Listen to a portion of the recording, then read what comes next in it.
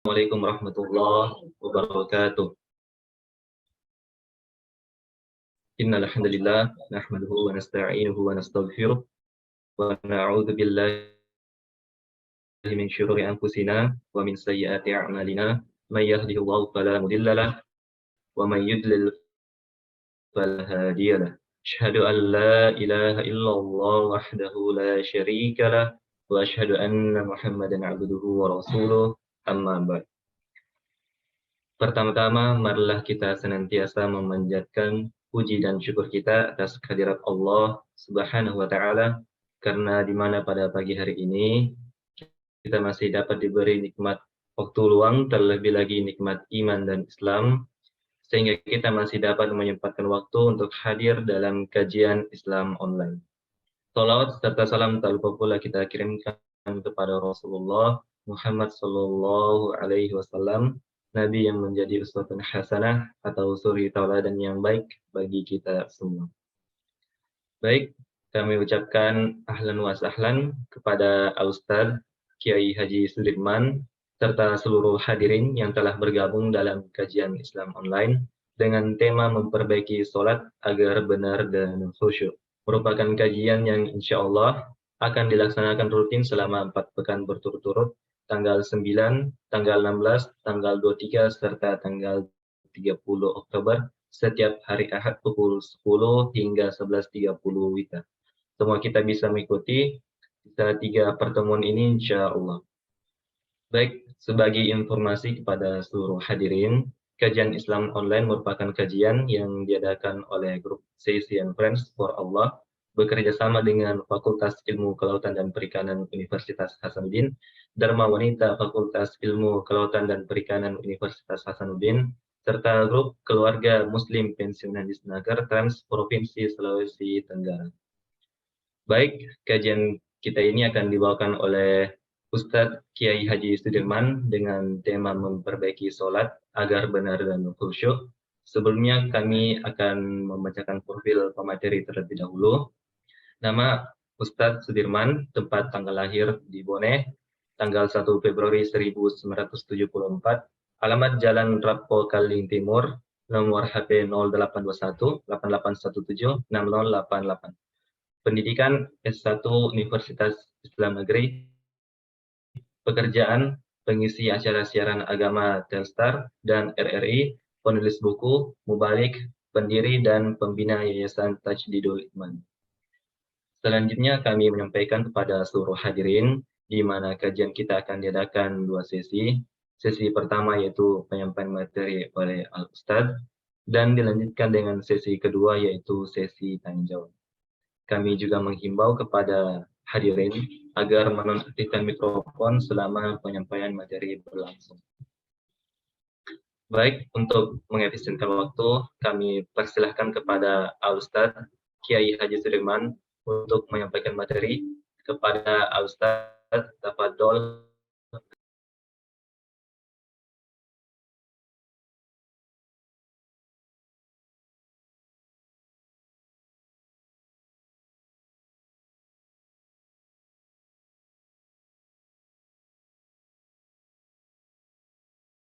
Baik, karena jaringan Ustadz sementara sedang bermasalah, kami mencoba untuk menghubungi Ustadz terlebih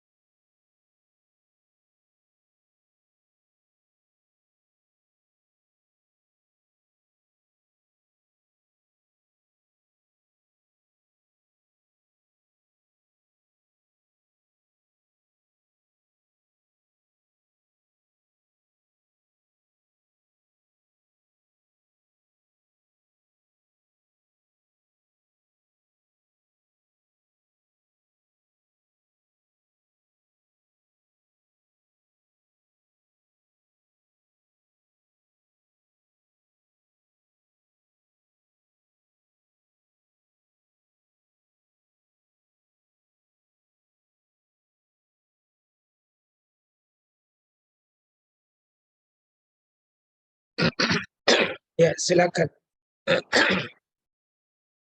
Iya Ustaz. Assalamualaikum Ustaz. Apakah suara saya terdengar? Waalaikumsalam warahmatullahi wabarakatuh. Tentu Iya, saja ya. iya. Iya, kita mulai Ustaz. Sudah kami buka tadi. Iya, Iya. iya. Baik. Mohon maaf ini ada gangguan wifi di sini. Bismillahirrahmanirrahim. Hamdan katsiran thayyiban mubarakan fi. Waalaikumsalam. Waalaikumsalam.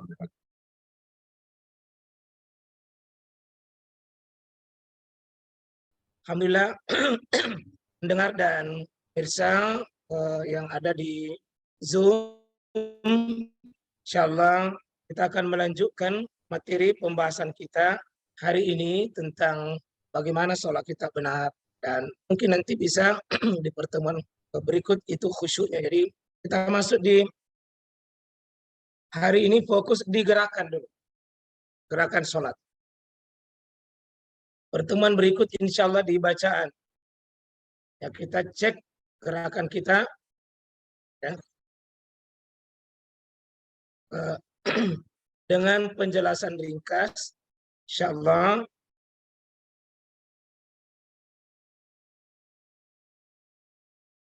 Kita mulai coba takbiratul ihram yang saya ingin perlihatkan yang salah. Jadi mulai dari takbiratul ihram yang salah dulu. Nah, ini salah karena terlalu tunduk orangnya. Ini tunduk orangnya, ini kesalahan. Tapi saya salatnya begini. Ini kesalahannya di tangannya. Terlalu terbuka. Tapi Ustaz, Ya. slide-nya belum terganti. Slide-nya.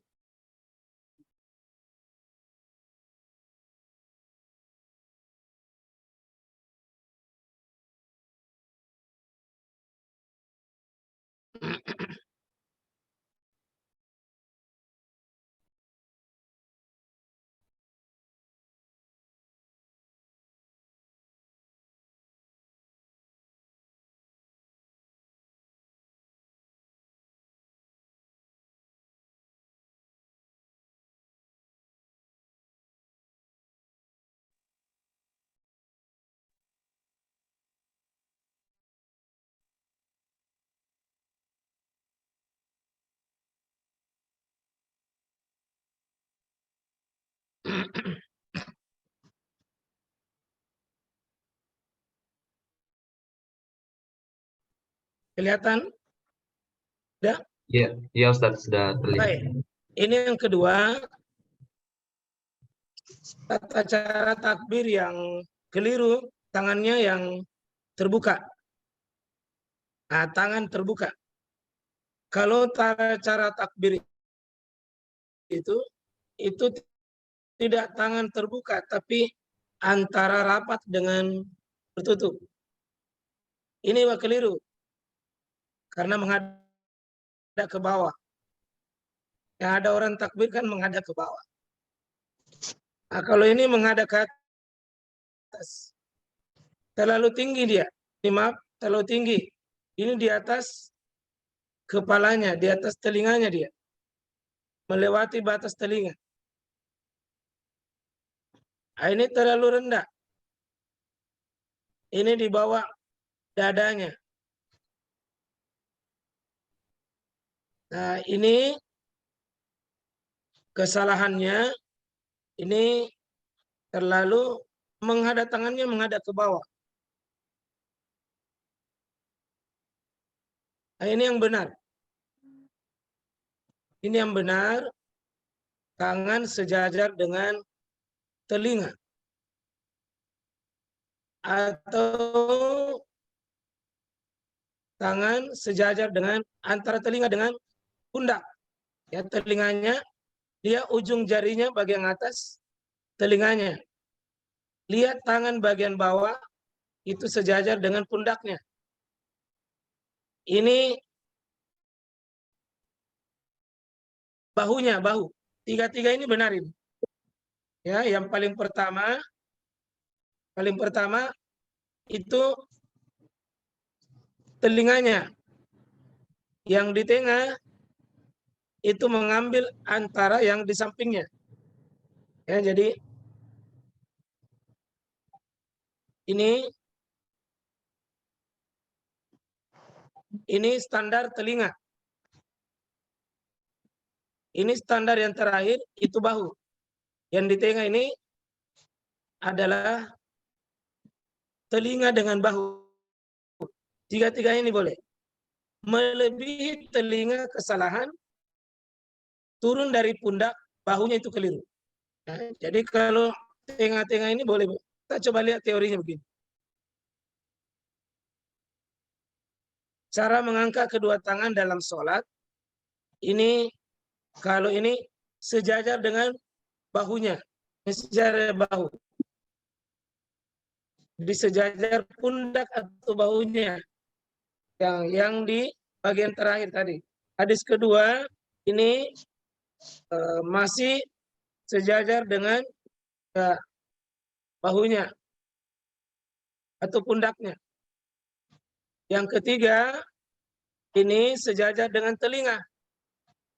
Di telinga pundak itu dua-duanya benar. Telinga pundak dua-duanya benar. Menggabungkan keduanya itu juga benar. Bagaimana tangannya? Itu walam yufarriq baina asabi. Walam yadummah. Tangannya itu tidak dibuka, jadi tidak dibuka seperti ini. Tangannya tidak dibuka. Tidak dibuka tangannya. Salah. Tapi tidak juga rapat. Yang seperti ini. Tidak rapat juga. Dia tengah-tengah. Antara terbuka dan tertutup. Antara rapat dengan buka dengan tertutup. Nanti suara takbir itu nanti di bagian suara. Insyaallah kita masuk di berikut. Sedekap. Bersedekap artinya menyimpan tangan. Kita lihat ini keliru karena terlalu di bawah. Terlalu di bawah. Ya. Ini keliru karena terlalu di atas. Nah, kita mau tengah-tengahnya ini. Nah, ini salah karena di samping. Ini yang benar. Ini yang benar. Tidak di atas, tidak di bawah. Ini juga masih benar. Nah, tempatnya tangan itu di mana? Nah, menurut hadisnya meletakkan kedua tangan pada nahar ini di bawah leher, tidak ada ulama yang mensesuaikan. Meskipun sah salatnya begini, sah tapi tidak utama. Sekarang coba kita lihat di atas dada ini yang benar. Apa Imam Syafi'i, Ishaq bin Rawahi, Qayyim, Syaukani, Syalbani ini kita ambil. Ini pendapat yang terkuat. Ya. Antara dada dengan pusat masih bisa ini. Dada dengan pusat. Di atas pusar masih bisa. Nah, di bawah pusar sudah mulai sedikit ada masalah. Bebas diletakkan di mana saja. Nah, ini ada sebagian ulama membolehkan ini. Di mana saja. Selama tangan kanan di atas tangan kiri. Ada pendapat tidak meletakkan tangannya. Tapi ini pendapat lemah. Nah, pendapat yang kedua yang kita ambil tadi. Insyaallah. Sekarang ruku. Ruku yang salah. Kenapa salah? Karena bukan tempat sujudnya yang dia lihat. Dia melihat ke depan. Dia melihat ke depan. Keliru ini. Ini salah karena tangannya bengkok, punggungnya bengkok, ya. Keliru di situ. Ini terlalu naik punggungnya. Terlalu naik punggungnya. Dia letakkan tangannya itu keliru juga karena terlalu rapat. Ya. Dan dia simpan tangannya itu bukan di lutut, tapi di atasnya lutut. Nah, ini keliru karena ini sikunya merapat ke perut. Siku merapat ke perut. Nah, di situ kelirunya. Kelirunya ini karena tangannya di bawahnya lutut, terlalu di bawah, di tulang keringnya. Akhirnya itu terlalu turun kepala di bawah. Ya kan banyak gaya-gaya begini dalam masyarakat kita, ini keliru. Nah, ini juga keliru.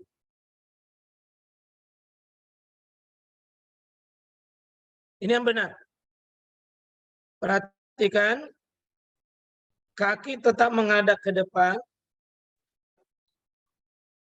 meletakkan jari-jari itu persis di lutut. Tidak di bawah, tidak di atas. Jari-jari tangan itu terbuka. Coba lihat tangannya terbuka. Bukan digenggam gini, tapi dibuka. Ya, dia dibuka. Bukan rapat begini. Bukan rapat, tapi dibuka. Dibuka. Kalau takbir tadi, ingat-ingat. Nanti kalau sujud itu rapat. Kalau ruku terbuka. Kalau ruku terbuka. Nah, sujud rapat. Takbir tengah-tengah.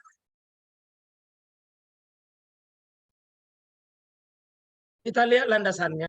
Satu, tangan itu persis di atas lutut. Persis di atas lutut. Ya, jadi bukan di paha, bukan juga di bawahnya. Kokoh. Ya, seperti menggenggam. Seperti menggenggam. Jadi bukan cuma disimpan, renggang jari-jarinya. Renggang. Dibuka jari-jarinya. Dibuka. Dia faraj. Baina asobi. Ya, dia terbuka. Kemudian siku jauh dari lambung. Sikunya jauh dari lambung. Tadi kesalahannya itu rapat. Nah, lurus punggung dan rata dengan kepala. Tadi kesalahan ada yang terlalu naik, ada terlalu turun. Ada terlalu naik, ada terlalu turun, itu kesalahan. Ya. Tidak menundukkan dan tidak menengadahkan itu pandangan. Jadi pandangan itu tidak boleh naik, tidak boleh juga turun. Tapi persis menghadap ke depan.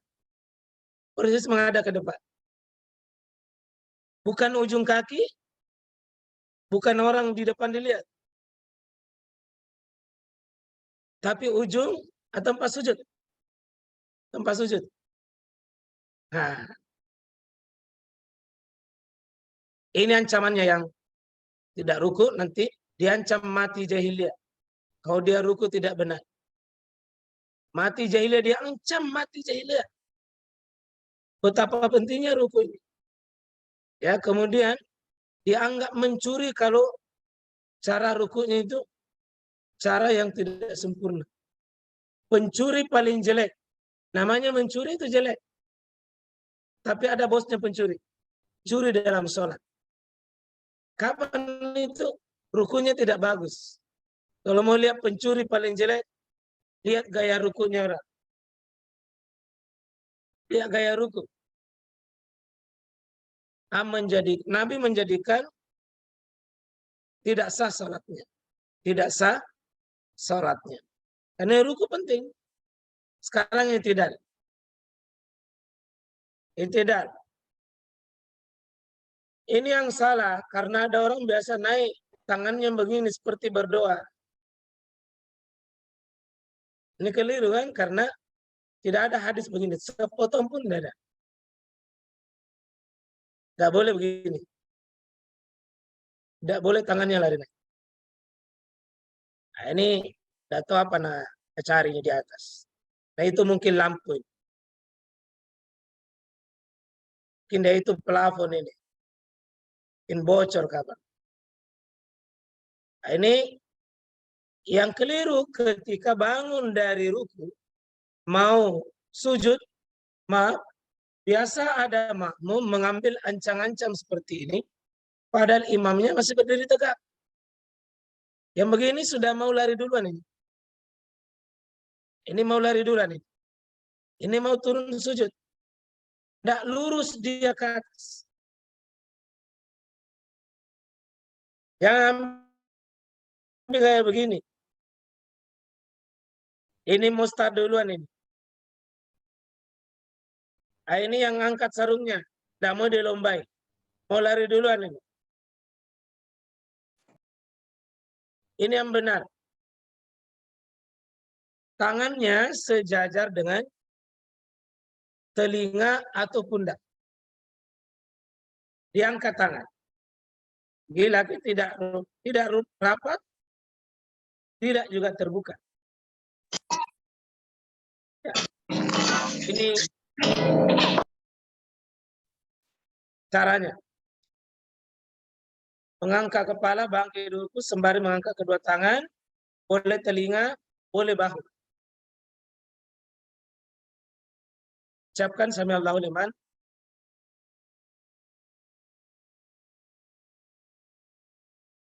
Wajib tumak nina. Lurus tulang belakang. Jangan seperti tadi itu bengkok.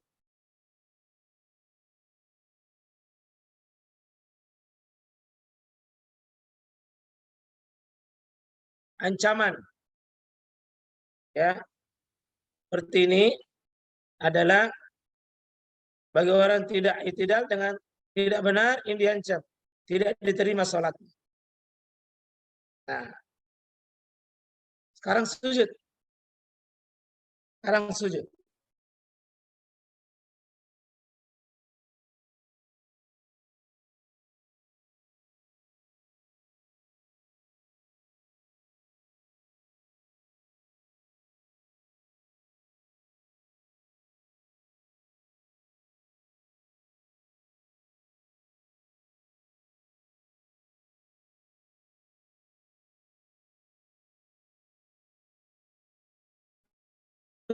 Sujud.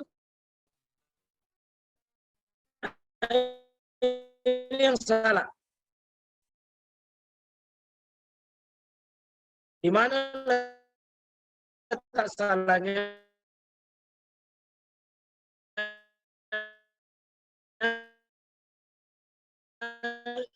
Tangannya terlalu melampaui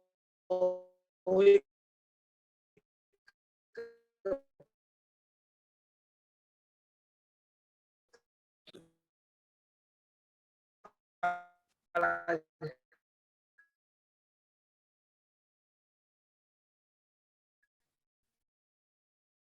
Tangannya terlalu cepat.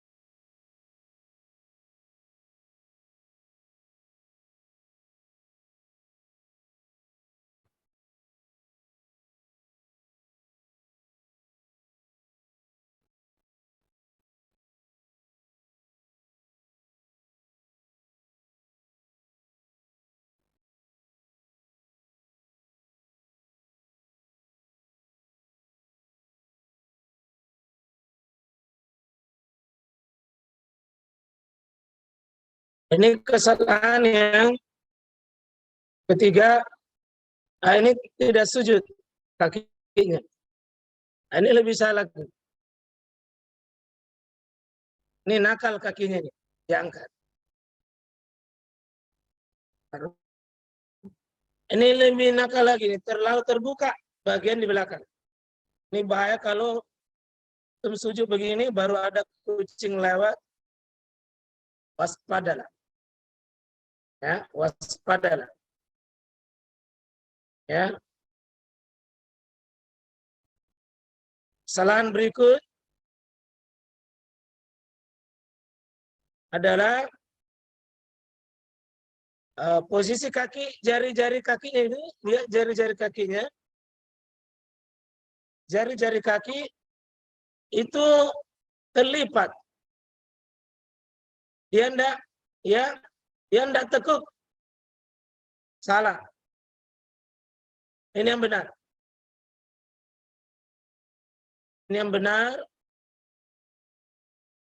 7 anggota sujud yang benar. Kaki benar, ya tegak lurus ini. Coba lihat. Yang sujud itu 7.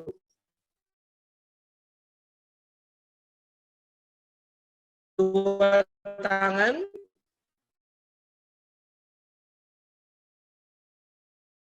dua lutut, 2 kaki, tambah dengan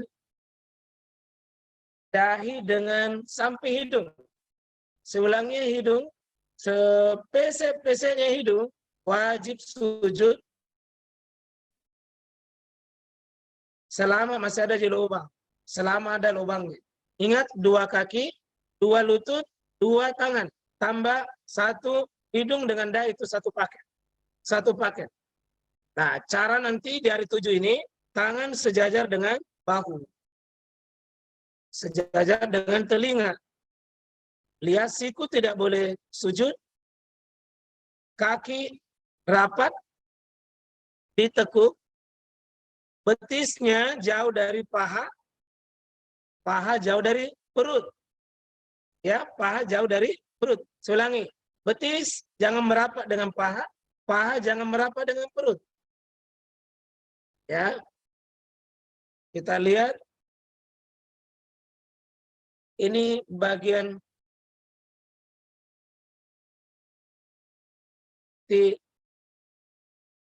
apakah lutut dulu atau tangan? Ini jawaban para ulama. Ya. Apakah lutut atau tangan? Ini ada pembahasan khusus. Sekarang tata cara sujud ini. 7 anggota tadi sebutkan. Dan jangan sampai rambut itu menutupi kepala. Ini diingatkan. Biasa ada adik mahasiswa, ada yang biasa panjang rambut. Sampai duluan turun rambut dibanding dahinya. Atau tertutup dahi oleh rambut. Ada yang antisipasi dengan mengikat. Ini lebih dilarang lagi. Dilarang ikat rambut. Apalagi itu laki-laki tidak boleh. Nah, dia tidak boleh menahan rambut atau pakaian. Karena yang menghalangi sujud. Bertakbir ketika Anda sujud, ya. Kalau tidak bertakbir, dia harus sujud sahwi. Posisi hidung, dahi harus sampai di tanah. Wajah dengan tangan harus sampai. Rapat jari ya, rapat jarinya. Jangan tidak dirapatkan. Rapat jari tangan. Rapat jari-jarinya, jangan dibuka. Dan dibentangkan siku. Hidung menyentuh tanah dan kening. Jari tangan menghadap kiblat. Tegak kedua kaki. Jangan tidak. Tekuk jari-jari. Jari-jari kaki maksudnya.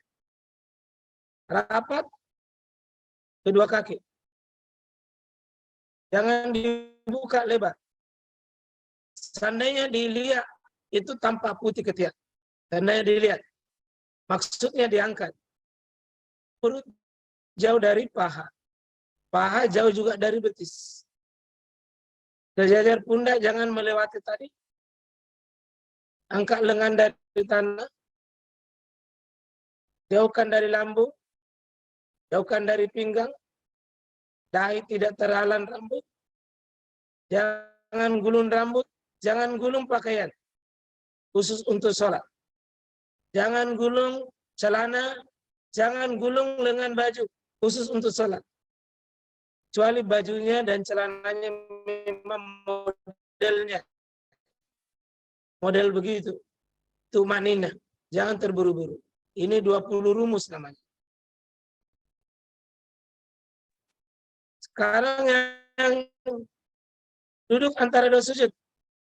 Ini keliru. Kenapa? Karena tangannya ini pantatnya turun di bawah. Ini duduk salah. Ini yang benar. Tegak kaki. Tegak kaki benar.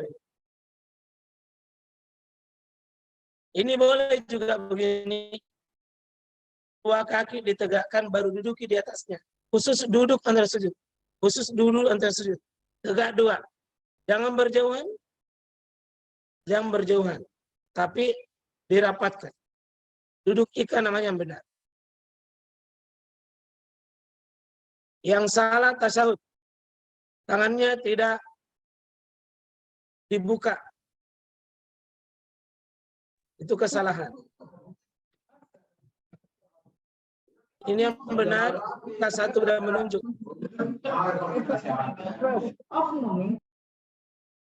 Bagaimana model tangan pada saat tasyahud ini? Ada model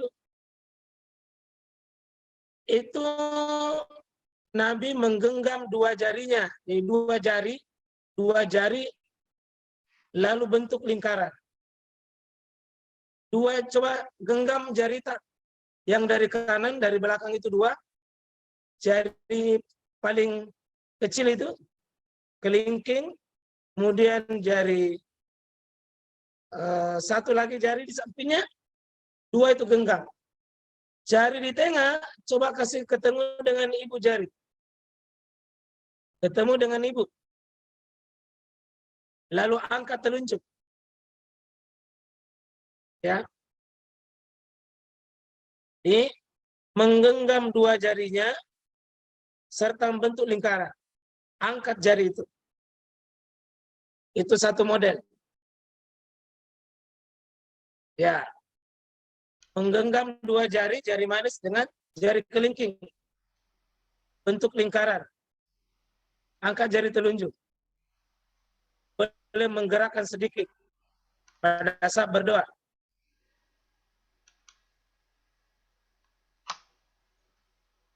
Ya.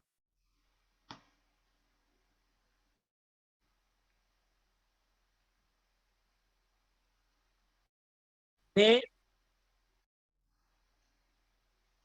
kita coba lihat. Kalau ini model kedua, semua jarinya digenggam. Coba genggam semua jari tak, terus angkat angkat jari telunjuk, ibu jari letakkan beliau ibu jari sambil ya ibu jarinya ketemu dengan jari tengah, tapi bukan lingkaran. Nah, semua jari itu digenggam sambil memberi syarat. Nah, boleh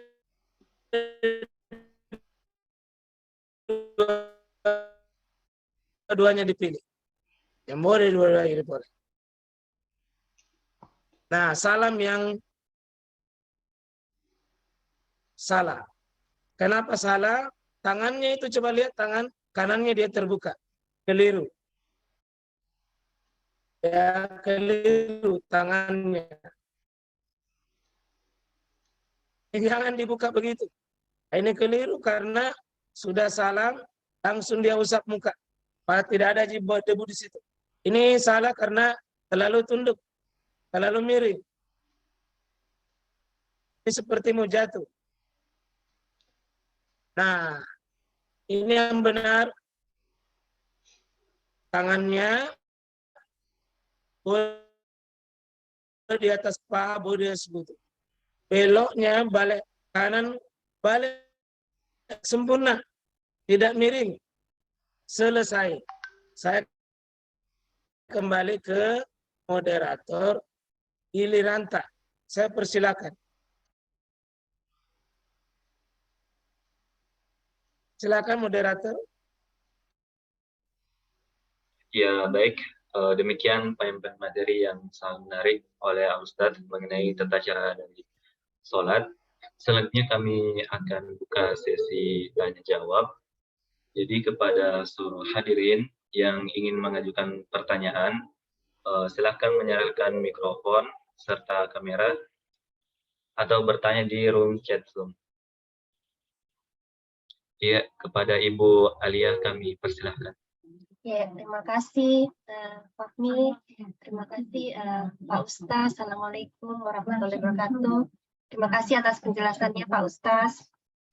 Yang saya ingin tanyakan ada 3 sebenarnya Pak Ustaz. Yang pertama, apakah kami para ibu boleh menggendong bayi pada saat sholat? Karena ada masanya Pak Ustaz, anak-anak bayi-bayi itu tidak mau digendong dulu oleh keluarga yang lain. Misalnya kalau kita mau sholat, mau titip di neneknya, tantenya, mereka tidak mau, cuma mau sama ibunya begitu. Dan kalau dibiarkan menangis itu akan sangat mengganggu sholat kita, jadi tidak khusyuk. Yang kedua, apakah benar pada saat menggendong bayi kita boleh duduk?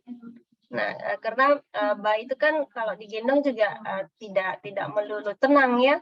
Ada kalanya mereka bergerak sangat aktif dan itu bisa mengangkat mukena kita sehingga auratnya kelihatan dan sholatnya batal. Nah, kemudian yang terakhir, bagaimana kalau kita lupa salah satu gerakan sholat atau berlebih maksudnya biasanya sholat rakaat ketiga itu kan tidak perlu lagi membaca ayat pendek, tapi justru pada rakaat ketiga kita malah baca ayat pendek. Nah, itu bagaimana? Apakah kita harus mengganti full sholat berikutnya atau ada apa misalnya gerakan lain atau bagaimana Pak Ustaz? Terima kasih Pak Ustaz.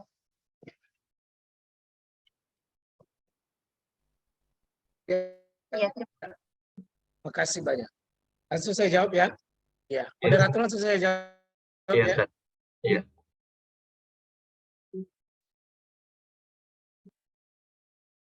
Ya, baik, terima kasih. Di dalam nanti sholat kita ini ada istilah hal-hal yang dibolehkan, hal-hal yang dimakruhkan, hal-hal yang disunahkan, hal-hal yang diharamkan. Di buku ini sudah saya tulis hal-hal yang boleh, hal-hal yang makruh, hal-hal yang haram, hal-hal yang sunnah. Karena gerakan kita itu tadi, ada yang rukun, ada yang wajib, ada yang sunnah. Nah, nanti ada lagi, misalnya ada kasus seperti anak kita menangis, sementara waktu sholat sudah tidak mungkin ditunda. Maka hukum menggendong bayi itu boleh. Boleh. Rasulullah biasa menggendong cucu beliau namanya Umaymah. Digendong pada waktu sholat. Kalau beliau menggendong berdiri, beliau gendong. Kalau beliau sujud, beliau simpan. Beliau simpan. Jadi hukum menggendong bayi itu boleh. Insyaallah. Nabi lakukan. Ya. Bayi boleh digendong. Yang tidak boleh digendong, menggendong suami pada saat sholat, tidak boleh. Kalau bayi boleh. Karena kalau anak-anak menangis pada hari raya Idul Fitri, Idul Adha itu, supaya tidak menjadi panduan suara. Supaya tidak menjadi paduan suara menangis, gendong. Ambil saja. Tidak apa-apa. Ya, tidak apa-apa. Jangan dimarah-marahi. Jangan dipukul. Digendong saja. Jadi ibu-ibu itu bisa menggendong bayi. Yang kedua, jika gerakan sholat ada yang terlupa, tergantung nanti ada rinciannya. Nanti ada pembahasan sujud. Di dalam sholat ini ada namanya sujud sahwi, sujud syukur, sujud tilawah. Untuk pembahasan sujud syukur, sujud sahwi akan dirinci. Rinciannya, nanti sholat kita itu akan ada rukun. Meninggalkan rukun, salah satunya rukun, tidak sah sholat kalau ditinggalkan. Meskipun sujud sahwi, harus ditutup. Baru sujud sahwi. Tutup dulu. Contoh, lupa sujud. Ini rukun. Lupa ruku. Rukun. Tutup dulu, baru sujud sahwi. Kalau tadi lupa baca surah, justru di rakaat ketiga, itu kan tidak membaca. Tapi kalau dia baca, itu artinya pada kesalahan bacaan, bukan pada tempatnya. Baca surah itu di rakaat pertama dan kedua. Tapi rakaat ketiga dia baca. Ini berarti baca surah pada tempat. Mungkin nanti sebaliknya. Baca doa kita pada saat sujud. Ya. Baca tasawuf pada saat berdiri. Kesalahan tempat bacaan. Ini hukumnya jika dia sengaja batal. Jika tidak sengaja sujud sahwi. Jika tidak sengaja menukar sujud sahwi, insyaallah. Iya. Nah, cukup ya. Apa tadi yang ketiga? Yang ketiga tadi Pak Ustaz. Yang kedua, apakah kalau kita menggendong bayi bisa sambil duduk? Mengingat kalau bayi itu kan aktif pada saat digendong sehingga bisa membuka sedikit kerudung. Enggak apa-apa Ibu. Ya kalau Ibu gendong baru enggak apa-apa dicapu-capu, enggak apa-apa. Kalau dia tarik kerudung ditutup lagi. Tetap berdiri. Nanti kalau memang sulit berdiri, Ibu duduk saja. Itu juga boleh. Kalau susah pada saat berdiri, misalnya tetap menangis kalau disimpan, duduk saja. Ibu sholat duduk. Nanti ada, kami akan peragakan tata cara sholat duduk, pakai kursi, tidak pakai kursi, sholat baring, itu pembahasan di sholat khusus. Sholat khusus. Ya, nanti kita akan perlihatkan bagaimana gerakannya. Pakai kursi, tidak pakai kursi, baring, dan di atas pesawat dan sebagainya. Nah, bisa duduk, bisa berdiri. Nah, Allah Ta'ala. Balik ke moderator. Ya, terima kasih banyak Pak Ustaz. Alhamdulillah. Ya, syukran Ustaz Terima atas kasih Ibu. Terima kasih Ibu Sri. ya, syukran Ustaz atas jawaban yang telah diberikan. Selanjutnya kami persilakan kepada hadirin yang ingin mengajukan pertanyaan bisa mengaktifkan mikrofon serta kamera atau bertanya via room chat Zoom. Kami persilahkan.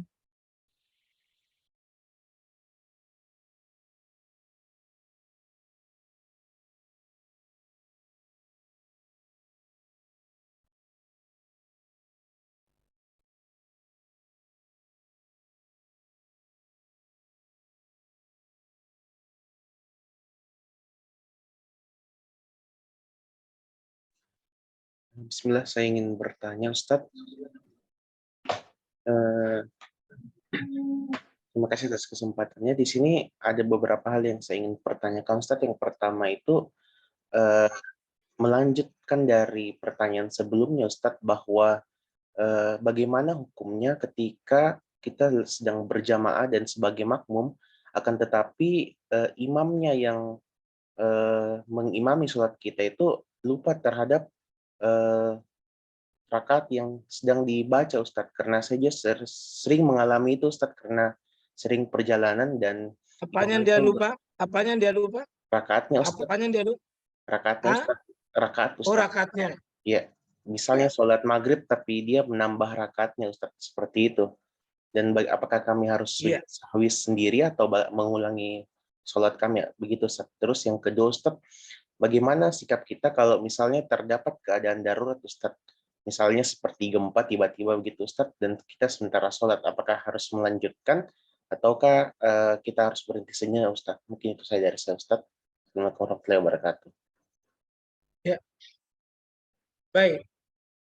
Pertanyaan yang pertama, ya, pertanyaan tentang saya dari belakang, kalau ada kasus darurat seperti gempa bumi. Pada prinsipnya hukum normal, sholat itu tidak boleh dihentikan. Normalnya, tidak boleh. Ini sudah mengada kepada Allah. Tapi jika ada mengancam nyawa, mengancam diri kita seperti gempa bumi, boleh batal. Lari. Saya dalam kita berada dalam bangunan, roboh. Yang bilang biar tomak mati.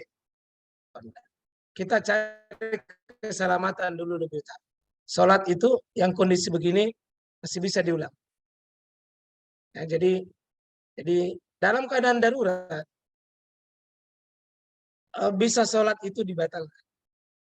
Itu darurat, tapi aslinya sholat ini jangan mudah dibatalkan. Ya. Jadi kalau ada hal yang membahayakan harta kita, fisik kita, nyawa kita, boleh. Boleh melakukan gerakan-gerakan yang sifatnya nanti darurat. Misalnya sementara sholat, memasak, hangus gorengan, boleh pergi berjalan mematikan kompor. Tidak dibatalkan kali itu.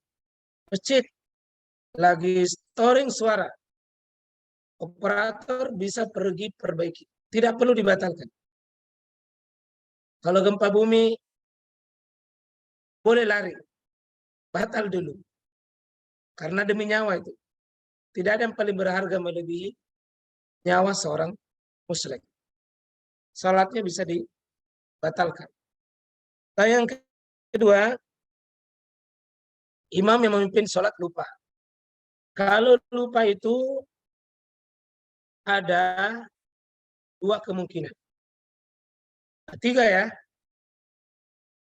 Sholat karena lupa itu menyebabkan tiga. Nanti akan kurang gerakannya, kurang bacaannya. Tadi kan gerakan kita. Bisa karena lupa kurang. Seharusnya 3 menjadi 2. Seharusnya 4 menjadi 3. Bisa juga karena lupa menyebabkan lebih. Seharusnya maghrib 3 menjadi 4. Sholat isya malah menjadi 5. Lebih. Dan yang ketiga, karena lupa bisa ragu. Ragu, ini 3 tempat. Ini 3 tempat. Sering kita ya, terutama pengalaman ibu-ibu, paling sering lupa itu. Ini 3, 4.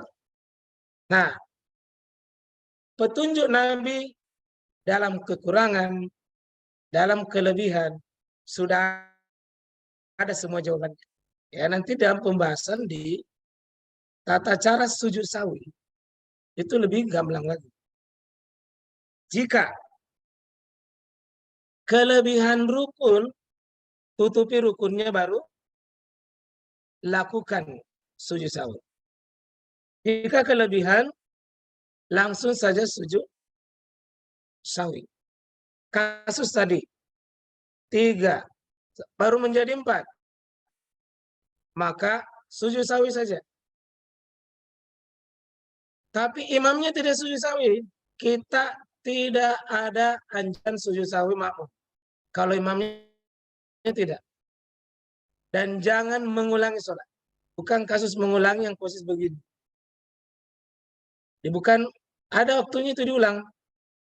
Kalau kasus seperti ini, imamnya tidak sujud sawi. Dia yang meninggalkan keutamaan. Sementara kita tidak. Wa in asabu falahu. Wa in akhta. Apabila itu imam benar, pahalanya untuk dia dan kita dapat. Kalau kesalahannya, dia dapat kesalahannya, kita pahalanya. Karena itu imam menanggung risiko makmum. Kalau benar dapat semua pahalanya tanpa mengurangi bersama. Karena itu imam tidak gampang diseleksi. Dia seleksi ketat itu, risiko itu. Jangan gampang sotak-sotak menjadi imam. Ya seperti itu, insyaallah. Allah Ta'ala alam.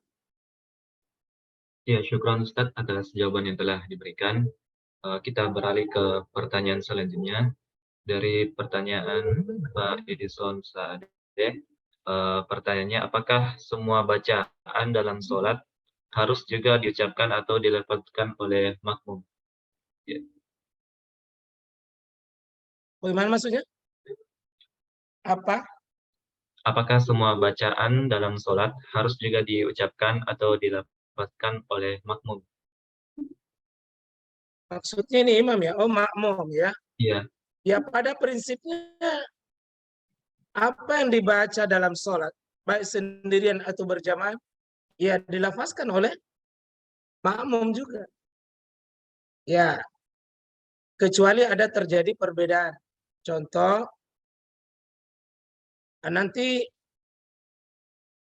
sholat duhur dan asar itu kan tidak didengar. Berarti semua yang dibaca oleh imam dibaca oleh makmum. Prinsipnya sholat duhur dan asar. Takbir, doa iftitah, al-fatihah, dan seterusnya.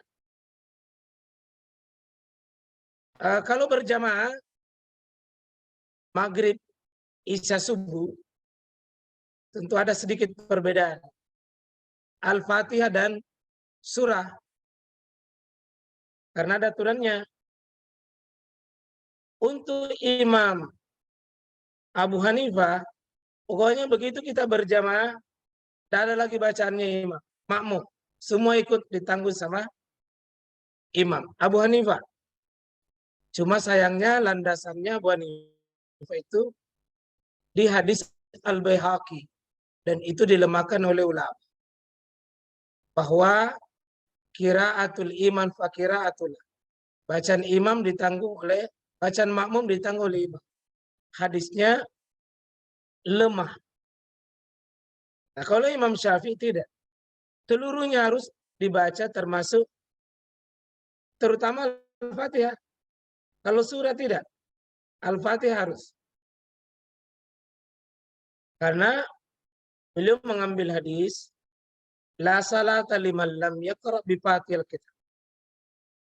Tidak ada salat bagi yang tidak membaca Al-Fatihah, maka Imam Syafi'i wajib makmum juga baca Fatihah. Tapi dua imam, Imam Malik, Imam Ahmad bin Hanbal tidak. Untuk maghrib isya subuh Al-Fatihah kalau dengar imam cukup didengar saja. Tidak perlu dilafazkan makmum. Duhur asar wajib baca. Kecuali masbuk. Tapi untuk maghrib isya subuh didengar imam, tugas kita dengar. Bukan membaca di sini. Cukup di sini.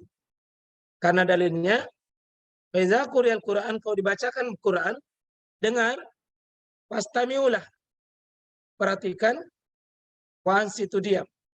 Diam, berarti mau bukan membaca. Ya, seperti itu insya Allah. Nah, adapun bacaan Rabbana walakal hamd, samiallahu liman hamidah. Kan imam baca, baru imam baca lanjutkan Rabbana lakal hamd. Apakah makmum juga baca Rabbana lakal hamd? Kalau mazhab Syafi'i, Imam As-Sanani, Imam Nawawi itu membaca juga. Tapi sebagian besar para ulama tidak. Cukup samiallahu liman hamidah, tidak perlu. Tidak perlu samiallahu liman hamidah, tapi ya cukup Rabbana walakal hamd. Rabbana walakal hamd. Adapun yang lainnya dibaca juga. Yang lainnya dibaca semua. Nah, Allah Ta'ala. Cukup ya. Syukur Ustaz atas jawaban yang telah diberikan. Selanjutnya kepada hadirin yang ingin mengajukan pertanyaan bisa menyalakan mikrofon serta bisa bertanya di room chat Zoom. Kami persilahkan. Ya, Assalamualaikum Ustaz. Waalaikumsalam Pak Ya, Saprudin. terima kasih banyak tausiahnya hari ini. Memang ini hal yang prinsipil telah ditunjukkan tadi tata caranya dan kami baru sadar bahwa selama ini kan ada yang kurang tepat ya Ustaz gerakan-gerakannya Ya, kita terima kasih Pak. dan kami akan coba perbaiki. Masih terkait dengan salat Ustaz. Biasanya kan kalau kita masbuk Alhamdulillah. ya Ustaz, misalnya salat duhur kita masuk di rakaat ketiga, keempat kan harus mengikut imam ya Ustaz ya. Maka kemudian kita kan harus melengkapi dengan, kalau normal itu kan rakaat pertama kedua kan belum ya Ustaz. Jadi kita membaca Al-Fatihah kemudian ayat salah satu ayat di rakaat pertama, begitu juga di rakaat kedua ya Ustaz ya, karena harus mengikut imam. Mohon penegasannya Ustaz atau bimbingannya, bagaimana idealnya itu Ustaz kalau kita masbuk. Kemudian yang kedua, apakah misalnya si A masbuk, kemudian kita di belakangnya mengikut masbuk, atau kita salat mandiri lagi Ustaz, membuat syaf yang baru, atau bagaimana Ustaz Ya. baiknya? Saya kira itu dua saja Ustaz. Tadi terpotong sedikit Pak, itu yang pertanyaan tentang ketika kita masbuk tadi itu yang Ya. terpotong sebagian dari suara saya. Ya, misalnya kita mengikut di sudah salat duhur misalnya Ustaz. Jadi kita ikut di rakaat ketiga Ustaz ya. Pertanyaan yang kedua tadi. Pertanyaan yang kedua Ustaz. Ya. Saya ulangi saja Ustaz. Pertanyaan pertama, kedengarannya Muhammad. Iya, kedengaran Pak. Jadi pertanyaan pertama, ketika misalnya kita masbuk, kita mengikut di rakaat salat duhur. Kita mengikut di rakaat ketiga dan keempat, kan tidak ada masalah karena ikut imam ya Ustaz ya. Iya.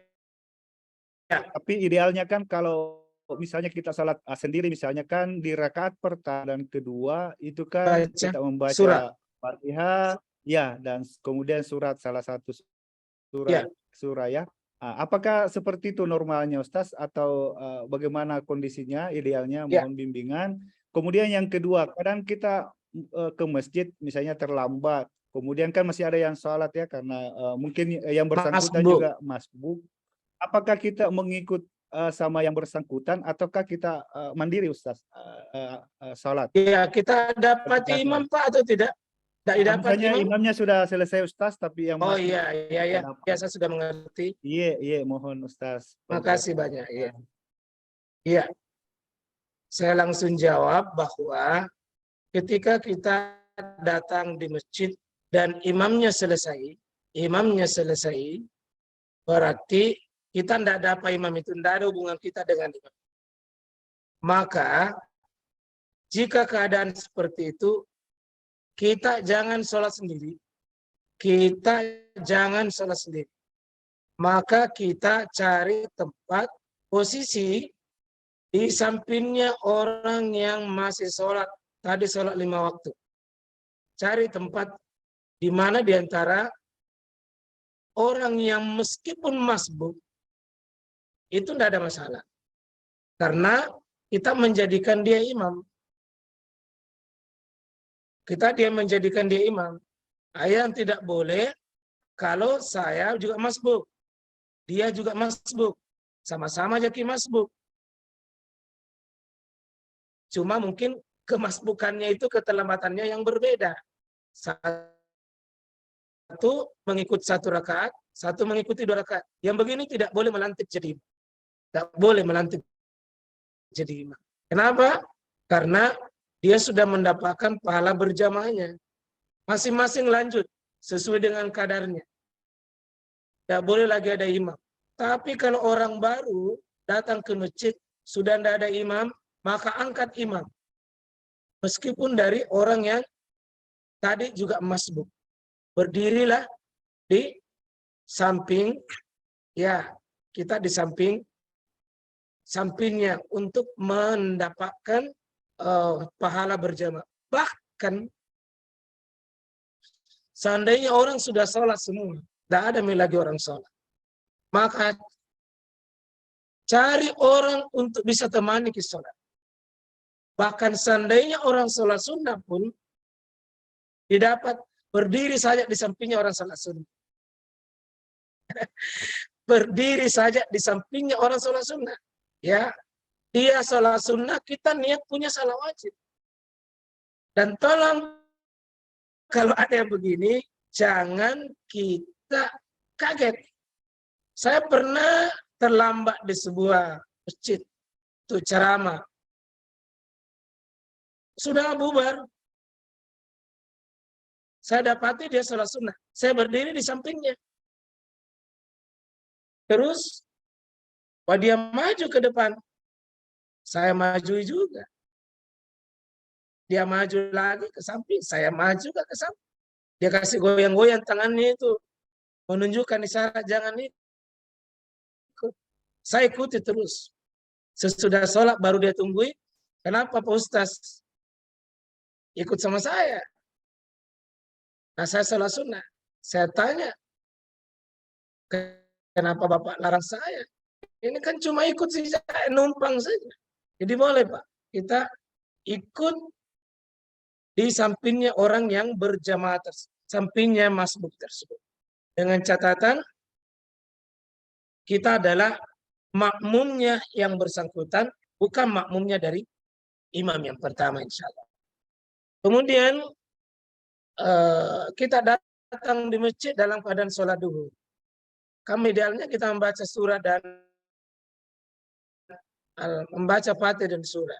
Sementara kita masbuk, kita masuk, maka seperti ini insya Allah kalau kita masbuk tidak usah lagi membaca surahnya. Surahnya seandainya yang diikuti cuma rakaat ketiga saja. Kan tidak usah lagi. Karena hukum membaca surah pendek itu sunnah. Yang pokok bacaannya itu Al-Fatihah. Adapun surahnya itu sunnah. Ya, adapun membaca surah itu hukumnya sunnah. Insya Allah seperti itu Pak Sasya. Terima kasih banyak. Ya, syukran Ustaz ya. Terima kasih banyak. Ya, syukran Ustaz atas jawaban yang telah diberikan. Kita beralih ke pertanyaan selanjutnya dari saudari Monika Widianingsih. Bagaimana hukumnya sholat menggunakan jilbab yang pendek atau tidak sampai menutupi punggung tangan?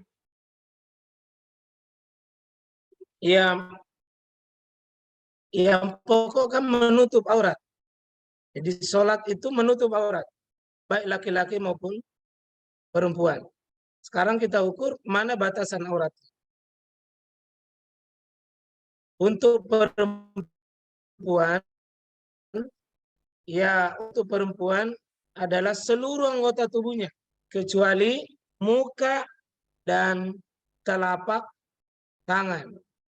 Mana dengan punggung, ulama berbeda. Kadang tangan ini disebutkan, kalau disebut telapak, masuk juga belakang.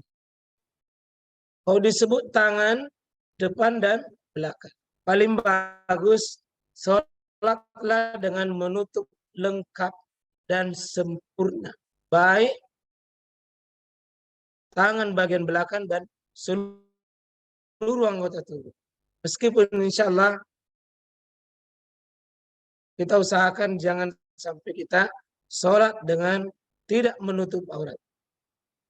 Usahakan yang menutup aurat. Kalau darurat seperti tadi, insya Allah darurat tetap dimaafkan, tetap dimaafkan, insya Allah. Nah, Ya, syukur Ustaz. Ini saya juga ada satu pertanyaan Ustaz.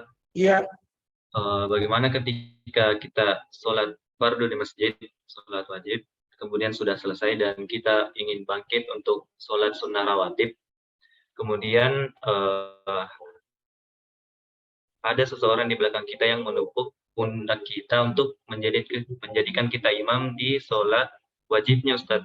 Apakah kita melanjutkan sholat sunnah kita atau bagaimana, Ya. Ustaz? Seperti yang saya katakan tadi, kalau kita sholat sunnah, ada orang menepuk kita, sebenarnya tidak usah ditepukkan karena berdiri di sampingnya itu sudah isyarat. Sudah sama dengan nilai menepuk. Yang ditepuk itu kalau kita berdiri di sampingnya imam. Lalu ada makmum yang mau bergabung. Kita tidak tahu bahwa ada. Kita disuruh mundur. Untuk mundur, dikode kita dengan cara ditepuk. Adapun kalau orang mau ikut di samping kita dengan cara mau ikut bergabung, dia wajib, kita sunnah. Maka kita terima dan jangan diputuskan. Kita kan tugasnya sholat sunnah. Dia apa? Tugasnya sholat wajib. Dalam berjamaah tidak mesti sama niat. Dan ini berlaku kaidah banyak. Kita datang di masjid, imamnya sholat tarawih. Kita datang belum sholat isya. Kita ikut saja. Niat apa? Kita niat isya. Imamnya tarawih. Tidak ada masalah. Niat berbeda. Itulah sebabnya niat tidak dikasih bunyi di sini. Karena kalau niat dikasih bunyi di sini, terpaksa kita hamburkan semua. Niat itu dihadirkan. Bukan di sini. Seperti tadi itu. Kita salah sendiri kan niatnya sendiri ya. Sendiri. Niat sendiri. Begitu ada orang, otomatis jadikan diri kita jadi imam. Melantik diri jadi imam seperti ini, otomatis berubah. Perubahannya jangan di sini. Otomatis berubah jadi imam. Kita sholat sendiri, kan tidak kedengaran. Terus orang sholat maghrib misalnya tidak kedengaran. Kan cuma sunnah kedengaran suara. Bersedekah kaki namanya. Sama orang itu supaya itu ikut menikmati nikmatnya berjamaah. Jangan sholat sendiri. Boleh. Kalau kita mendapat penumpang gitu, jangan diputus. Lanjut saja. Lanjut saja. Ya saya kira begitu, insya Allah. Mohon maaf segala kekurangannya. Ya, syukuran Ustaz atas jawaban yang telah diberikan. Selanjutnya, ya terdapat kita Satu beralih lagi ke, ya. Terakhir mungkin. ke pertanyaan selanjutnya. Apa hukumnya jika laki-laki yang tidak ada uzurnya tidak pergi sholat di masjid berjamaah? Kemudian bagaimana pahala sholatnya di rumah? Apakah berkurang 1/2 atau bagaimana? Ya, nanti ada babnya ini. Kan sholat ini ada sholat berjamaah, ada sholat sendiri. Ada sholat sunnah. Ini pembahasannya masing-masing. Ya, pembahasan sholat ini biar 20 tahun. Tidak belum tuntas. Kalau per pekan. Karena sholat yang 5 waktu saja ini, yang 5 yang subuh, duhur, asar, maghrib, isya ini, untuk pertemuan 55 kali pertemuan. Itu pembahasan. Nanti sholat sunnah butuh pembahasan. Sholat berjamaah butuh. Sholat khusyuk. Sholat dalam keadaan khusus dan sebagainya itu. Saya meramu tadi itu. Yang mungkin pertemuan 50 kali bisa kita ramu menjadi satu. Itu artinya ya di press. Ya. Nah, kalau sholat berjamaah laki-laki di rumah, mana hukumnya? Ulama sudah membahas panjang lebar. Hukum laki-laki menghadiri berjamaah di masjid di mana azan dikumandangkan. Ada 4 pendapat. Pendapat pertama adalah tidak sah sholatnya. Tidak sah. Ini dianut oleh seperti Ibnu Hazm, Syekhul Islam Ibnu Taimiyah, kemudian mazhab Az-Zahiriyah. Dia pakai dalil la salata liman jaril masjid illa fil masjid. Tidak ada sholat bagi laki-laki yang berdekatan dengan masjid, maksudnya dengar azan, kata tidak ada sholat, diartikan tidak ada sholat, tidak sah. Pendapat pertama. Pendapat kedua, itu rata-rata dari ahli hadis dan jumhur ulama, itu sah sholatnya, cuma berdosa karena meninggalkan sebuah kewajiban, yakni laki-laki itu tempat sholat 5 waktu hukum asalnya berjamaah, tidak boleh sendiri-sendiri, kecuali nanti ada 6 sebab laki-laki itu gugur berjamaah. 6, kondangan tidak boleh, berdosa, tapi hukum sholatnya sah. Kalau ada laki-laki begini, mungkin lebih bagus kalau dia kebiasaannya, nah itu bagus dibelikan kudung supaya cantik. Itu namanya laki-laki soleha. Yang laki-laki yang ada di ruangan Zoom ini, kalau mau mendaftar laki-laki soleha, boleh. Silakan biasakan sholat sendiri di rumah. Cantik itu. Anda menyerupai perempuan. Asli kalau Anda laki-laki sejati di masjid. Kecuali 6 sebab itu muncul baru hilang itu. Kalau tidak ada itu, ya laki-laki tidak bertanggung jawab atas dirinya sebagai laki-laki. Dia tidak bersyukur. Dan begini laki-laki soleha. Maaf ya, Bapak yang ada di ruangan ini. Bapak, ya, tak dampuan nggak Mega. Jangan jadi laki-laki soleha. Ya. Kemudian pendapat ketiga, sholat berjamaah itu hukumnya sunnah.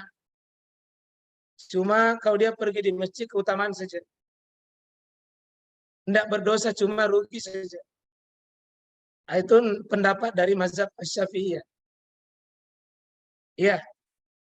Ini yang mungkin banyak senangnya. Ya, terutama pendukungnya laki-laki soleh tadi. Yang keempat, pendapat yang keempat, hukum berjamaah itu sudah hanya wajib di satu kampung itu sebagian saja. Kalau sudah ada yang pergi berjamaah 1-2 orang, gugur kewajiban yang lain.